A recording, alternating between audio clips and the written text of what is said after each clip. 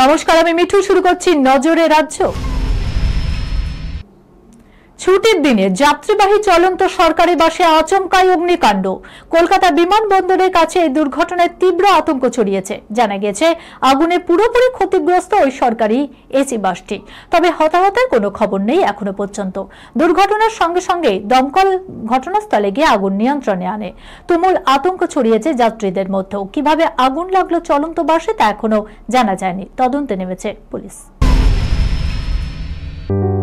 সুনির্ণয় imaging centre private limited advance প্যাথোলজিতে thalassaemia screening, large size biopsy setup সহ সমস্ত পরীক্ষা, echocardiography, fetal echocardiography, CT scan, CT guided FNAC, 4D USG guided FNAC, endoscopy, colonoscopy, uroflowmetry, spirometry, colour Doppler, digital X-ray, তাছাড়াও সমস্ত বিশেষজ্ঞ চিকিৎসকদের পরিষেবা একই ছাদের তলায় নিয়ে হাজির সুনির্ণয়।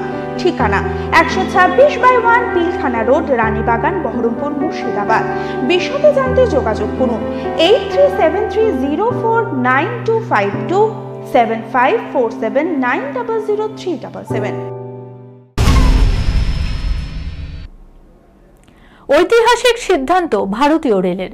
পুজোর মরশুমে যাত্রীদের জন্য আকর্ষণীয় উপহারের ডালি নিয়ে হাজির রেল। যাওয়া আসার টিকিট একসঙ্গে কাটলে মিলবে 20% ছাড়।